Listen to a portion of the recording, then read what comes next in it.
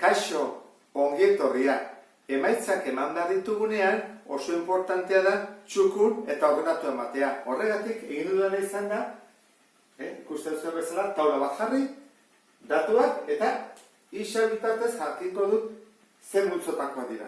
Gogoratu, hortarako bai, multzori txikiena N dela, azpin multzoa dela Z-arena, hori delakoa Q-ren azpin multzoa dela, eta hori errealen zenbakia. Orduan, hasiko gara lehenengoarekin. 12 laurden. 12 laurden izan daiteke, kukoa ez da, zatikia delako. Baina, egiten baduzu, 12 zati lau, ez da kontatu zean, imanen baduzu, 12 zati lau, 3 da. Eta horra atatzen da, arrunta, da osoa eta positiboa. Orduan, N baldin bada horre bai. Baina, errekoa ere bai. Ez da? Baldin bada kukoa, arrazionala, izango da erreala ere bai. Baina irrazionala ez da. Eta kutik kanpo ere ez. Horran bi hauek utxik utziko ditugu. Ez delako ez irrazionala eta ez delako errealetik kanpo. -3 laurden. -3 laurden zatiki bat da, horran kukoa, ez da osoa, horran hauetan ez da, irrazionala ez da, edo da hemengoa edo hemengoa.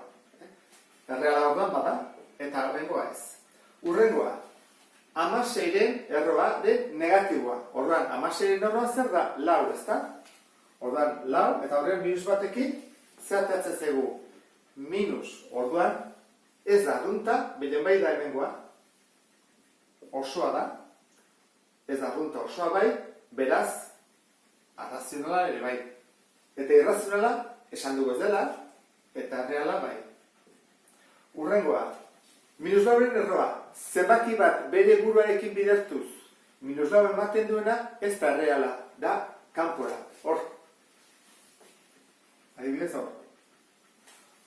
Horrek esan edu, ez bada erreala, zer da, kanpoan dagona, horrengo da.